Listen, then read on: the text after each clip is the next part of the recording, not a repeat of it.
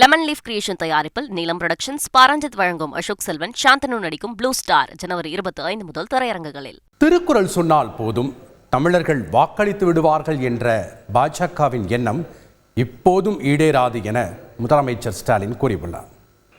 இவங்க என்ன நினைக்கிறாங்கன்னா, சும்மா திருக்குறளை சொன்னா போதும், பொங்கலை கொண்டாடினா போதும், அயோத்தியில கோயில் கட்டினா போதும், தமிழ்நாட்டு மக்கள் ஓட்டு போடுவாங்கன்னு ஏமாத்த நினைக்கிறாங்க. அவங்க நம்மளை இன்னும் புரிஞ்சிக்கல. இது பெரியார் மண், பேரறிஞர் அண்ணாவின் மண், தலைவர் கலைஞரின் மண். மாண்புமிகு நரேந்திர மோடி அவர்கள் 2 முறை பிரதமராக இருக்கிறார். 2 முறையும் தமிழ்நாட்டு மக்கள் அவரை பிரதமராக வாக்களிக்கல. இந்த முறை நிச்சயம் வாக்களிக்க போறது இல்ல.